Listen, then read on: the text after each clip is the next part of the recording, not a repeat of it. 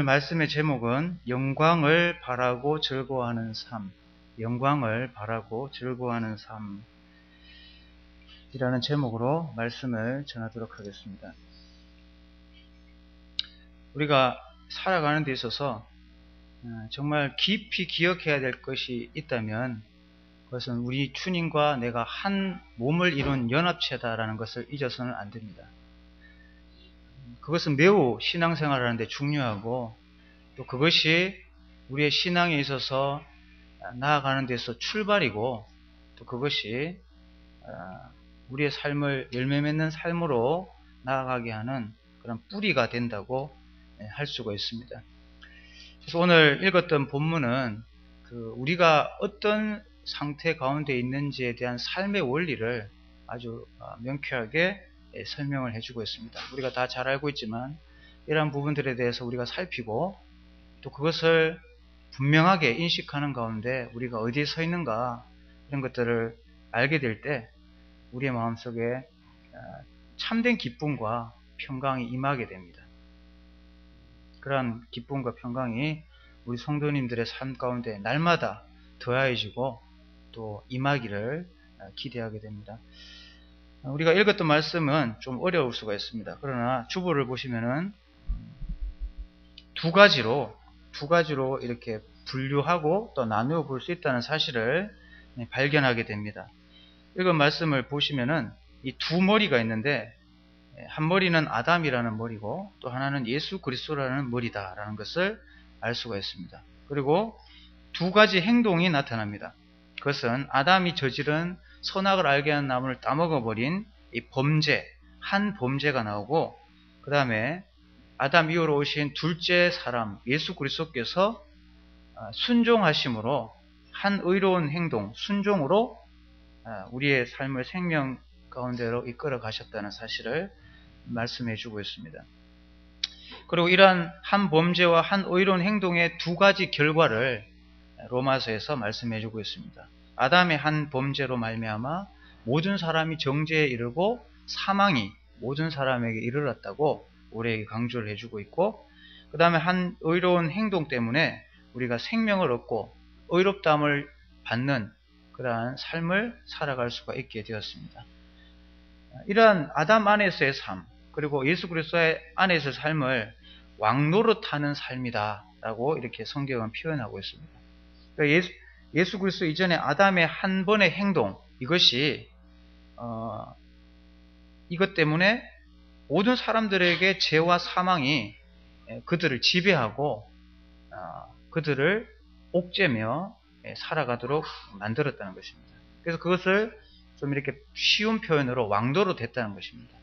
그러니까 결국 사망과 죄를 이길 수 있는 사람은 아무도 없었다는 거죠. 죄와 사망이 왕이었습니다. 거기에서 벗어날 수 있는 사람은 없었습니다. 그러나 예수 그리스도께서 이 땅에 오셔서 그 은혜가 우리를 사망과 죄에서 벗어나게 하고 또 의를 통해서 생명을 누리는 생명의 왕로로 타는 삶을 살아갈 수 있는 그 길을 열어주셨습니다. 그래서 우리는 이제까지 말씀을 쭉 들으면서 이 세상의 사람들은 두 가지입니다. 두 가지 분류입니다. 아담 안에 있는가 아니면 예수 그리스도 안에 있는가 둘 중에 하나라는 것입니다. 착한 사람도 아담 안에 있을 수가 있고 또 아무리 많은 것을 배운 사람이라 할지라도 역시 아담 안에 있을 수가 있습니다. 그러나 예수 그리스도를 믿음으로 말미암아 의를 얻는 그 사람만이 예수 그리스도 안에 생명을 누리면서 살아갈 수가 있게 되었다라는 것입니다. 우리는 주님 안에서의 그 놀라운 능력과 영향력이 과연 우리의 삶에 어떻게 미치는지 피부로 잘 느끼지 못할 때가 있습니다. 중요한 것은 그것을 잘 느낄 때에만 우리에게 진정한 자유와 평강과 기쁨이 찾아옵니다.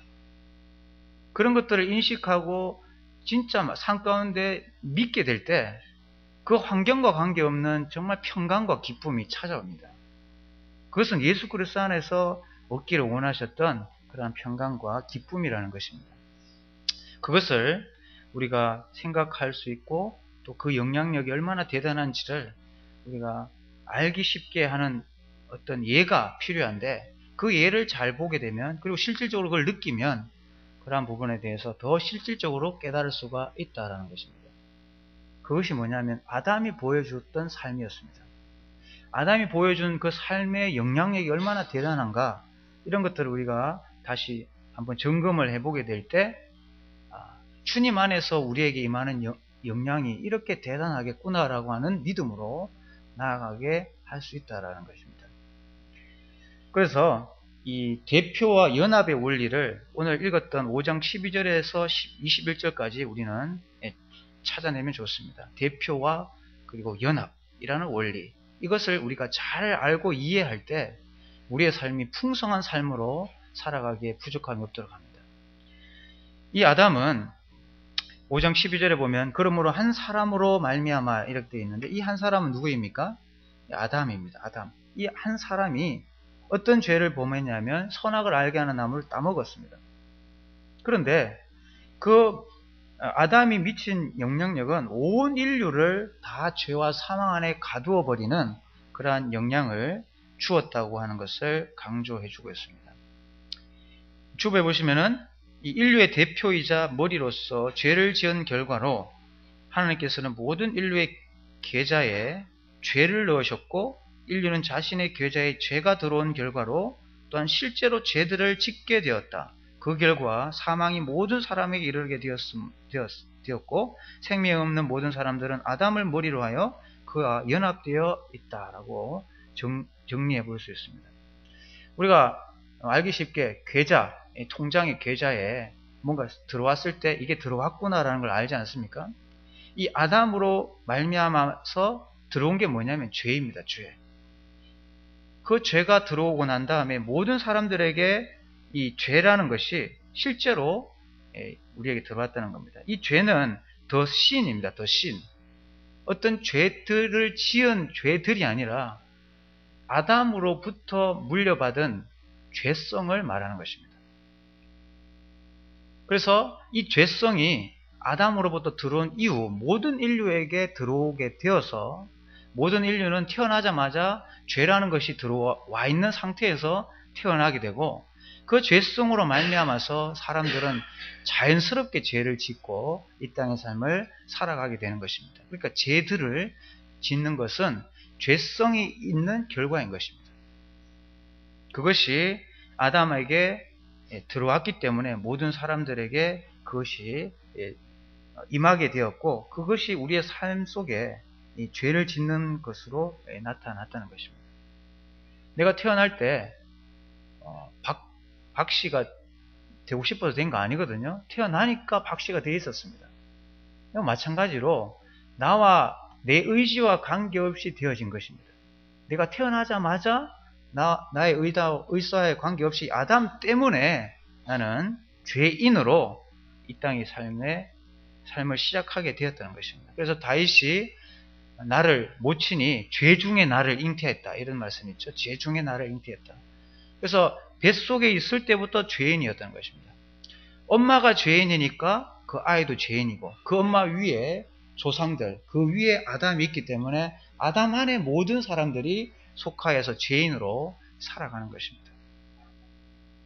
그것은 어떻게 변화시킬 수 없는 주어진 그러한 죄성이라는 것을 강조해주고 있습니다. 그 아담 한 사람의 영향력이 온 인류에게 영향을 주고 영향을 미치고 지금도 영향 아래에 있다는 것을 보게 됩니다. 이 한 사람의 영향력이 얼마나 대단한가를 생각해 볼 수 있는 것입니다. 이 아담 이후로 이제 15절의 말씀에 보시면은 14절에 그러나 아담으로부터 모세까지 아담의 범죄와 같은 죄를 짓지 아니한 자들까지도 사망이 왕노릇하였나니 아담은 오실자의 모형이라, 이렇게 되어 있습니다. 좀 어려운 이 구절인데, 오실자의 모형이다.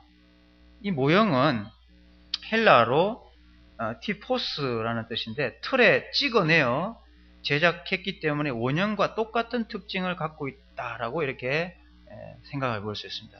붕어빵을 찍어내는 틀이 붕어빵을 계속 생산해내는 것입니다. 그와 마찬가지로 아담 안에서 계속 아담과 같은 형상으로 계속 찍어져 나오는 것입니다. 그 아담 안에 있기 때문에 아담을 닮은 사람, 죄성을 가진 사람들이 계속해서 나오는 것입니다. 이 아담은 오실자의 모형이다 라고 이렇게 표현했는데, 이것은 아담과 그리스도가 온전히 같다고 하는 뜻이 아니라 그 영향력의 일치를 말하고 있는 것입니다. 그 영향력이 일치하다는 것입니다. 계속 읽어보시면 아담 한 사람의 범죄의 결과는 모든 사람에게 그대로 미치게 되었고, 이 사실은 그리스도 한 분의 순종의 결과가 모든 사람에게 그대로 미치게 된다는 것과 특징이 동일하다라고 하는 것입니다. 이러한 측면에서 아담을 가리켜 원형이신 그리스도의 모형으로 설명하고 있다. 아담과 그리스도는 절대 같을 수가 없지만, 지금 여기에서 아담은 오실자의 모형이라고 하는 이 똑같은 틀을 가지고 있다는 그 틀은 아담이 온 인류에게 영향을 주었던 것과 똑같은 방식으로 그리스도께서 온 인류에게 영향을 준다라고 하는 의미에서 오실자의 모형이다라는 의미입니다. 그래서 아담 한 사람으로 온 인류가 죄와 사망 안에 왕노릇 한 것처럼 예수 그리스도의 한 행동, 의로운 행동 때문에 모든 사람들이 생명 가운데 왕노릇하기에 부족함이 없다라고 하는 이 원리를 우리는 평생 잊어서는 안 되는 것입니다.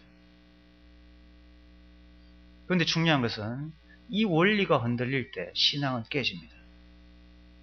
왜냐하면 침례를 받고 난 다음에 내가 변화된 신분을 얻었습니다. 그런데 이전에 살아가는 삶과 전혀 다를 바가 없는 그런 삶을 살아가는 자신을 보게 됩니다. 그러면 사람들이 어떻게 하느냐면 조금 더 외적인 것을 부여하게 됩니다. 그래, 내가 성경을 좀 더 봐야지. 모임에 좀 더 신실하게 참여해야지. 그리고 헌금도 좀 더 많이 해야지. 더 많이 봉사해야지. 라고 하는 쪽으로 흐르게 되어 있습니다.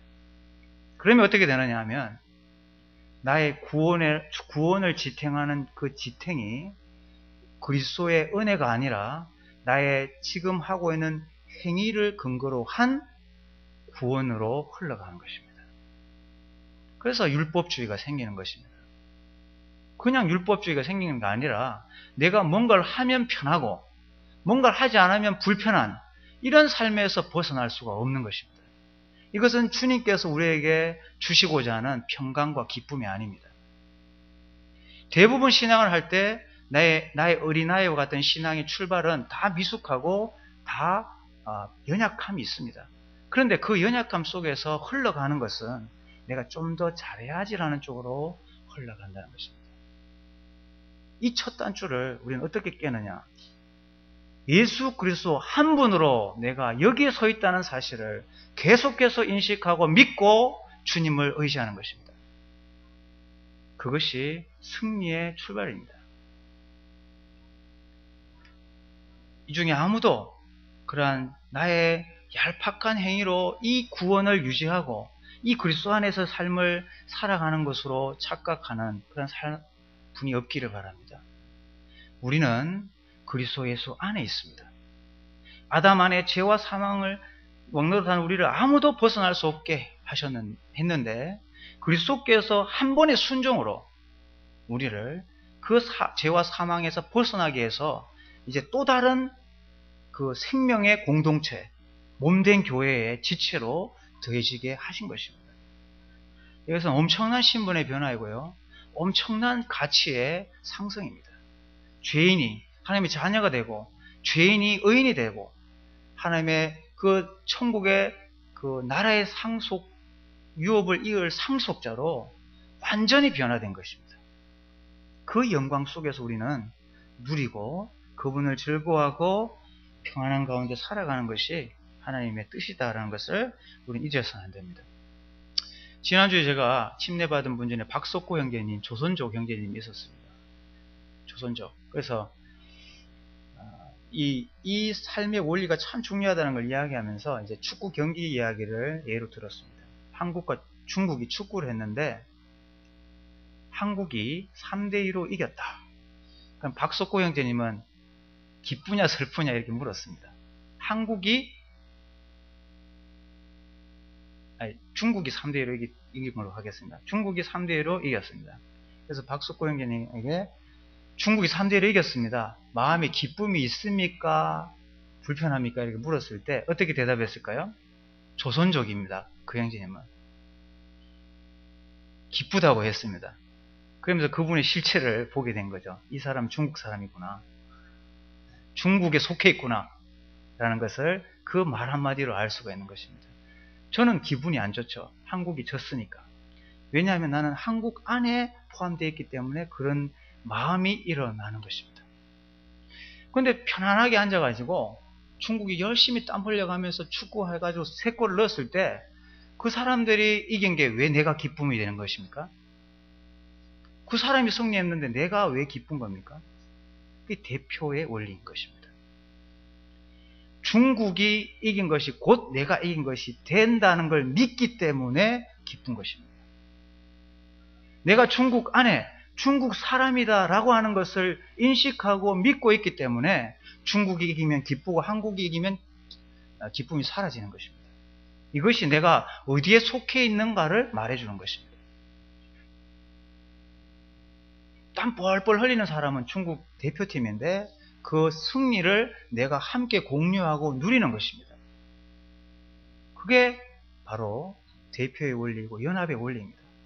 우리가 승리하지 않았습니다. 우리가 죄를 이기고 부활하지 않았습니다. 그러나 그 주님이 죄를 이기고 부활하신 그 부활이 나의 부활이라고 믿기 때문에 내가 기쁜 것이고 감사한 것이고 평안한 것입니다. 이러한 믿음을 주님은 우리에게 기대하시는 것입니다. 그러한 기쁨이 우리 삶 속에 넘치기를 원하시는 것입니다. 주보에 보면 골로새서 1장 13절과 14절을 보면 그가 우리를 흑암의 권세에서 건져내사 그의 사랑의 아들의 나라로 옮기셨으니 그 아들 안에서 우리가 속량 곧 죄사함을 얻었도다. 우리가 어디에서 구속을 받았습니까? 어디에서 죄사함을 얻었습니까?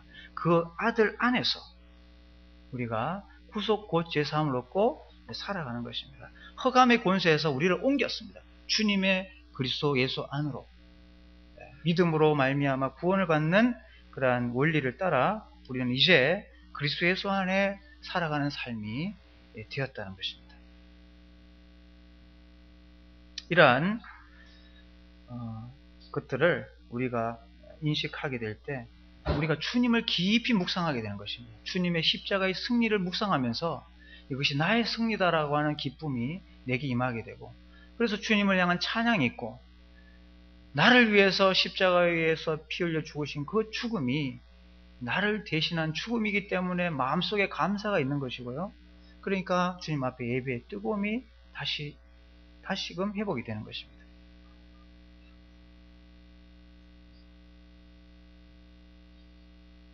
고린도전서 15장의 말씀처럼 아담 안에서 모든 사람이 죽은 것 같이 그리스도 안에서 모든 사람이 삶을 얻으리라.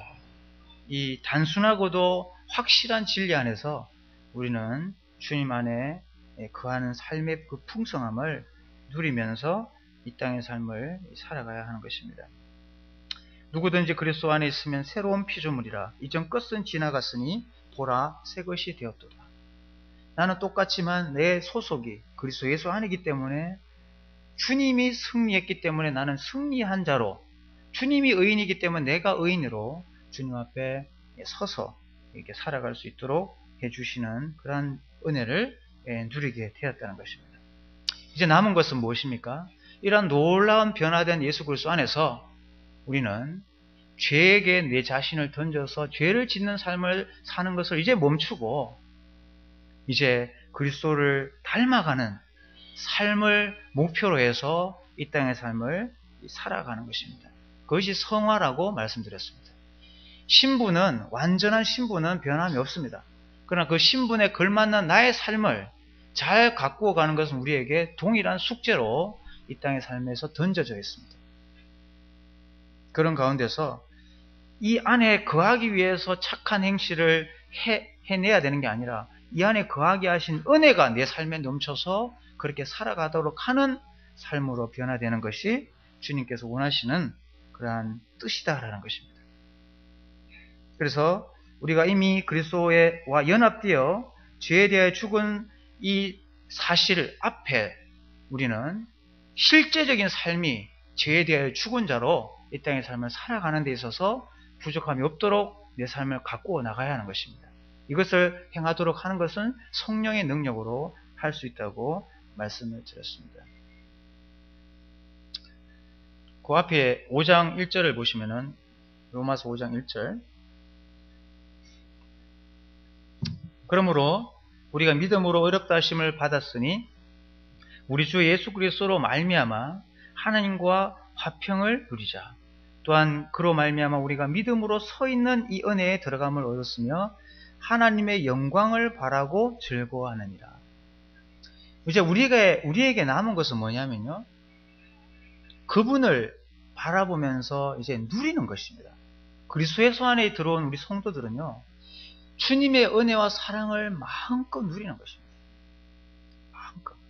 주님이 나를 위해서 해주신 그 은혜들을 계속 헤어보면서 그것을 내가 이렇게 누리는 자가 된 것에 대해서 정말 감사하면서 주님 안에서 거하고, 또 하나님과 이제 죄로 말미암아 단절되어서 이제 화평이 깨져 있는 그 삶을 예수 그리스도의 보혈로 그것을 연결시켜 주셨기 때문에 우리가 하나님 앞에 나아가서 하나님과 화평을 누리는데 전혀 지장이 없도록 해 주셨다는 것입니다. 가서 아버지 앞에 아들인 삶을 누리는 것과 똑같이 엉석도 부리고 또 하나님 앞에 이런 모든 것들을 있는 그대로 이야기할 수 있는 그런 관계가 회복이 된 것입니다. 우리가 부모님들의 은혜를 자녀들이 누리지 않습니까? 우리가 그런 은혜를 누렸다면 그러한 것들 이상으로 우리 아버지 하나님이 나를 대우하신다는 사실을 기억하고 그분 앞에 담대히 가서 하나님 앞에 기도하고 그 은혜를 누리는 것이 우리에게 주어져 있는 것입니다. 아버지 하나님은 엄청난 권세와 능력을 가지신 분인데 마치 우리가 살아가는 것은 아무것도 없는 그러한 사람처럼 살아간다면 얼마나 하나님께서 안타깝겠습니까? 우리는 이 세상에 있는 사람들이 추구하고 있는 것, 또 바라보고 있는 것보다 더 뛰어난 그리스도를 가지고 그분 안에서 그분과 연합되어서 그분을 누리며 살아갈 수 있는 특권을 누리는 사람입니다. 우리는 엄청난 은혜 가운데 살아가고 있습니다. 그래서 우리의 미래를 우리는 기대해야 하는 것입니다. 우리의 미래를 기대해야 합니다. 그래서 우리가 살아가면서 정말 내가 주님 안에 있는데 과연 내 삶을 어떻게 전개하시려고 할까 하는 그런 놀라운 기대감 속에 우리의 삶을 살아야 하는 것입니다. 주님께서 어떻게 인도하실까? 얼마나 풍성하게 내 삶을 갖고 가실까? 이런 놀라운 기대 속에서 날마다 감사함으로 살아가는 것이 우리에게 있어야 하는 것입니다. 그래서 하나님의 영광을 바라고 즐거워하는 것. 이게 우리의 성도의 삶의 본질입니다. 그분의 영광. 정말 그분의 영광 앞에 설 것을 다시 한번 깊이 생각하면서 즐거워하는 것입니다. 어떤 사람이 정말 아파트 100평에 살고 싶은 게 꿈입니다. 100평. 방도 한 10개 있는 집 사는 게 꿈인데 지금은 방 한 칸짜리 집에 살고 있어요. 그런데 이제 그게 당첨이 돼가지고 이제 2년 후에 그 집에 들어갑니다. 지금 이 집은 막 비가 셉니다. 막 천정이 얼룩덜룩하고 또 춥고 벽에서 바람이 들어오고 뭐 장판에도 바람이 들어오고 불은 꺼졌다 켜졌다 하고, 그런데 그 사람이 즐거워합니다. 왜 그렇게 할 수 있습니까? 조금만 있으면 그 영광스러운 100평의 집에 내가 갈 것을 기대하기 때문에 즐거워하는 것입니다. 영광을 바라고 즐거워하는 삶이란 그런 것입니다. 내 현실 저 너머에 있는 삶을 주님이 정말 영광스럽게 갖고 가실 거라는 그 기대감, 이것이 그리스도 예수 안에서의 삶입니다. 그러한 기대를 우리가 가지고 이 지금 현재의 삶을 예수 그리스도 안에 있다는 그 자체만으로도 기뻐하고 살아가는 것이 우리의 삶이라는 것입니다. 우리 침례받은 우리 성도님들께서 이제 내가 그리스도 예수 안에 있으니까 이제 그분의 풍성한 은혜를 많이 누릴 거라고 하는 그런 삶을 기대하시기 바랍니다. 그와 동시에 우리는 또 다른 삶의 해석의 원리를 필요로 합니다. 뭐냐면은 우리가 생각하는 대로 인도하지 않는다 할지라도 그것이 영광의 길임을 믿어야 합니다. 내가 원하는 대로 주님이 척척 인도하지 않는다 할지라도 그 삶을 이끌어 가시는 주님은 참으로 신실하시고 또 그분은 나를 마침내 영광 속에 서 있게 하실 거라는 것을 믿고 주님 안에서 살아가셔야 되는 것입니다. 그래서 로마서에는 3절에 다만 이뿐 아니라 우리가 환난 중에도 즐거워한다고 말하고 있는 것입니다. 그리스도인들은 그리스도인들로 살아가는 데 있어서 그리스도인들이 당하는 핍박이 있습니다. 진리를 따라가고 진리를 나타내기 위해서 받는 핍박이 있습니다. 그런 핍박들을 즐거워하고 주님 안에 있는 것으로 기뻐하는 그런 삶을 살아가야 하는 것입니다. 우리 성도님은 환난 가운데 즐거워하십니까? 주님은 이러한 삶을 우리가 살아가도록 기대하십니다. 왜 이렇게 기대하시냐면 이 환난을 통과한 주님의 영광이 이것보다 더 크고 놀랍기 때문에 그렇게 살아가기를 권하시는 것입니다. 이것을 통해서 더 많은 것들을 부어주시기 위한 시작이고 과정이고 도구라는 사실, 이것을 믿고 주님 앞에서 즐거워하는 것입니다. 지금 내가 환난의 긴 터널을 통과한다 할지라도 즐거워하시기 바랍니다. 왜냐? 나는 그리스도 안에 주님의 승리로 살아가는 사람이기 때문에 그렇습니다. 나는 실패한 듯 보이는 그러한 인생이라 할지라도 나의 삶은 주님의 승리가 나의 승리이기 때문에 나는 승리자이고 그 승리의 그 삶을 영광을 누리면서 지금 살아가는 삶이기 때문에 즐거워할 수 있습니다. 중국인 형제님 중에 회사의 사장님에게 말할 수 없는 모욕감 속에 살아가는 형제님이 있습니다. 얼굴에 종이를 던지고 아주 매몰차게 하는 사람이 있습니다. 우리는 주님 안에 그런 삶을 살아가는 데 있어서 왜 이럴까라고 보다는 그 가운데서 이 삶을 통해서 주님이 얼마나 더 큰 영광을 나타내실까라고 하는 것을 기대하고 살아가는 그리스도인임을 우리가 기억해야 된다고 말씀을 드렸습니다. 그런 환난을 기뻐하라고 이야기했습니다. 왜냐하면 우리는 그리스도 안에 그리스도의 승리로 살아가는 성도이기 때문에 그렇다는 것을 이야기했습니다. 우리 사랑하는 성도님들께서 가정에 많은 말 못할 짐들이 있을 것입니다. 그리스도 예수 안에 있는데 왜 이런 짐을 내가 지고 이 땅의 삶을 살아가야 할 것인가 라고 하는 것을 생각할 수가 있을 것입니다. 그러나 우리 성도님들 그리스도 예수 안에 있다는 사실, 이걸 기억하시기를 바랍니다. 이걸 놓치면 우리는 넘어지고 실족합니다. 왜냐하면 환경을 보기 때문에. 다 들어가 보면 가정마다 다 짐이 있고요, 다 상처가 있고 또 아픔이 있습니다. 그 아픔과 상처와 짐은 우리를 더 놀라운 영광 가운데 이끌어가기 위한 주님의 일하심이라는 사실을 우리가 믿기 때문에 견디는 거 아닙니까? 이 자리에서 예배를 드리는 것이고 그래도 감사하는 것이고 그래도 주님 앞에서 인내하는 것이고 그래도 주님 안에서 소망으로 살아가는 것입니다. 이것이 바로 성도의 삶인 것입니다. 영광을 바라고 즐거워하는 삶입니다. 이 인내는, 이 환난은 인내를 만들고, 인내는 연단을 만들고, 이 연단은 이 소망을 결국 이룬다고 강조해주고 있습니다. 잘 견디시기 바랍니다. 잘 견디면 나중에 이게 소망으로 바뀌어져 있는 것을 보게 되실 것입니다. 전 그러한 주님을 믿습니다. 그렇기 때문에 환난을 견디고 주님 안에서 그 영광을 바라보고 표대를 향해서 달려가는 것입니다. 실패할 수 있습니다. 그러면 어떻게 합니까?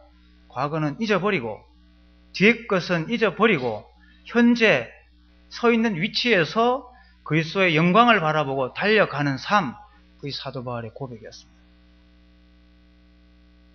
내가 이렇게 살았는데 다시 시작해 라고 하시는 것이 주님의 은혜 아닙니까? 그 주님의 은혜 속에서 그리스도의 승리를 다시 한번 확신하고 달려가는 것입니다. 그리고 우리는 이렇게 고백하는 것입니다.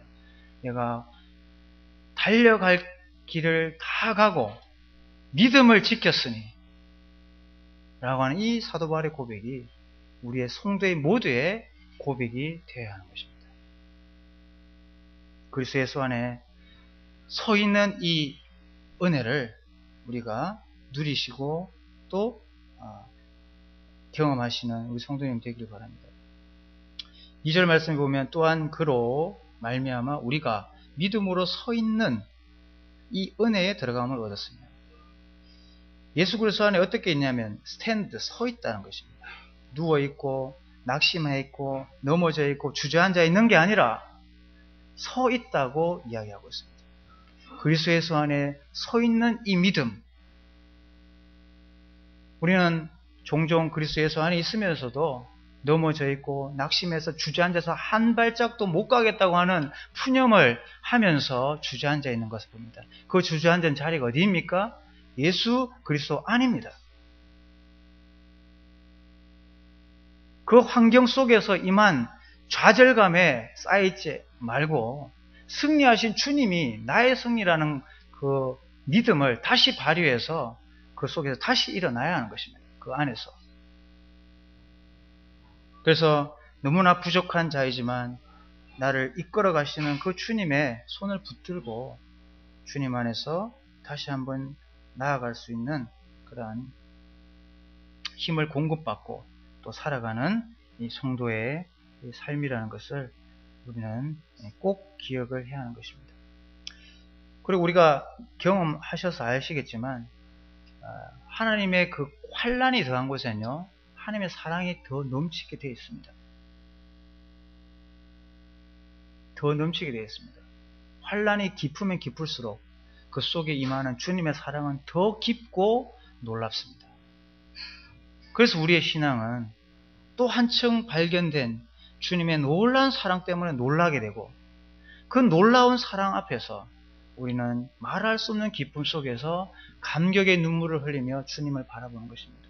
주님, 나를 왜 이렇게 사랑하십니까? 왜 나 이렇게 많은 은혜를 베푸십니까? 라고 하는 고백으로 주님 앞에 서가는 것입니다. 이것이 바로 주님이 원하시는 아름다운 성도의 삶입니다. 이런 삶을 잘 하게 되면요, 열매를 맺게 됩니다. 포도나무에 잘 붙어있는 지체가 되면 그 사람에게 열매가 나타납니다. 우리가 서로 사랑하기를 원하십니까? 주님 안에서 이 관계를 견고하게 하시기 바랍니다. 주님 안에서의 이 관계를 견고하게 하는 사람만이 수평적인 성도의 사랑을 드디어 나타낼 수가 있습니다.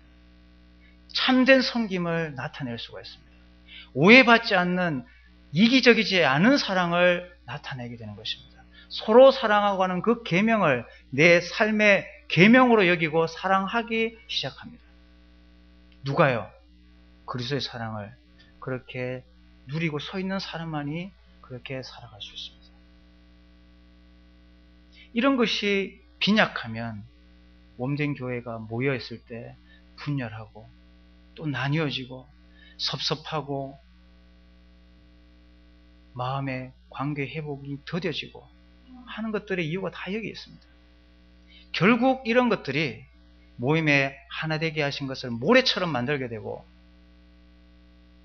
뭔가를 선포해도 감격이 없고 기쁨이 없고 또 주님 앞에서 참으로 개인주의에 빠져서 살아가게 되는 것입니다. 정말 훌륭한 교회가 되기를 원하신다면 내 개인의 삶이 주님 앞에서 정말 깊이 뿌리 내리는 그러한 영성이 회복되어야 합니다. 그 답을 연합과 대표의 원리에서 우리는 찾아야 합니다. 우리는 그분을 바라보고 그분의 승리 속에 젖어서 그분의 말할 수 없는 은혜와 사랑 속에 감격하고 그렇게 해서 그 비춰진 빛이 내 삶에 나타나는 것입니다. 성도 안에서 변화된 삶이 드디어 나타나는 것입니다. 말이 바뀌게 되고 행동이 바뀌게 됩니다. 구도자들이 왔을 때 성도의 따뜻한 사랑에 감격을 하게 됩니다. 이번에 그 전국 사역자 수련회를 주님 은혜로 잘 다녀왔습니다. 많은 말씀들을 들어서 많은 교훈과 회개와 주님 앞에서의 기도가 있었습니다. 그 가운데 가장 한 가지 필요한 것, 우리 몸된 교회에서 가장 먼저 회복되어야 될 것이 뭔가, 이러한 부분들에 대해서 저 개인적으로 깊이 생각하겠는데, 그것은 바로 그리스도의 사랑입니다. 주님을 향한 첫사랑, 그 뜨거움, 이것이 회복되어야 된다는 것입니다. 교회사를 보면은 수많은 교회에 많은 생명력 넘치는 삶이 침체로 흘러가면서 또 많은 교회가 이렇게 이상한 데로 흘러갔습니다. 초대교회를 흘러와서 100년도 채 되지 않아서 7교회, 요한계시록에 나오는 7교회 중에 5교회가 책망을 받았습니다. 그만큼 그리스도의 몸된 교회를 이루는 데서 다 문제점을 가지고 있었다는 것입니다. 그 에베소 교회의 문제점은 뭐였냐면, 지식도 넘치고 또 막 사역도 하고 많습니다. 그러나 사랑 한 가지가 빠진 그 교회를 주님은 책망하셨고, 그 사랑 없는 교회에 촛대를 옮기겠다고 했습니다. 촛대를 옮긴다는 말은 뭡니까? 교회로서 기능이 끝이다, 이 말입니다. 그리스도를 향한 뜨거운 사랑의 회복 없이, 그분을 향한 회복 없이, 사랑의 회복 없이 우리는 어떤 사역도 사실은 하면 안 되는 것입니다. 그것을 많이 하면 할수록 다 상처가 됩니다. 다 아픔이 됩니다. 더 열심히 하는 만큼 더 많은 상처를 몸된 교회에 안겨줍니다. 왜요? 그리스도를 사랑하는 사랑으로 뛰지 않기 때문에 그런 것입니다. 우리는 깊이 사랑하자고 구호를 외칩니다. 근데 왜 사랑이 일어나지 않습니까? 우리가 주님을 사랑하지 않기 때문에 그렇습니다. 우리를 위해서 베푸신 은혜와 사랑에 우리는 감격하지 않기 때문에 그런 사랑이 나타나지 않는 것입니다. 우리 삶 속에 찾아오신, 그리고 우리를 놀랍게 변화시켜 주신 그 주님 안에 그 영광, 그것을 바라보고 즐거워하는 삶을 지속하시기 바랍니다. 그래서 포도나무에 깊이 뿌리를 내린 그 가지처럼 주님 안에서 가지치기 하는 아픔의 단련의 시간을 견디어서 우리의 삶의 열매와 꽃과 많은 것들을 나타내어서 정말 성숙한 우리 몸된 교회를 이루는 그런 교회가 되기에 부족함이 없기를 소원해 보게 됩니다. 우리 자녀들에게 그리스도의 받은 사랑이 있어야 그들에게 흘러보내야 될 거 아닌가요? 보낼 수 있을 거 아니겠습니까? 우리 자녀들은 그리스도의 사랑을 봐야 합니다. 봐야지 변화됩니다. 그것을 누가 보여주는가? 부모님들이, 먼저 된 성도들이 보여줘야 하는 것입니다.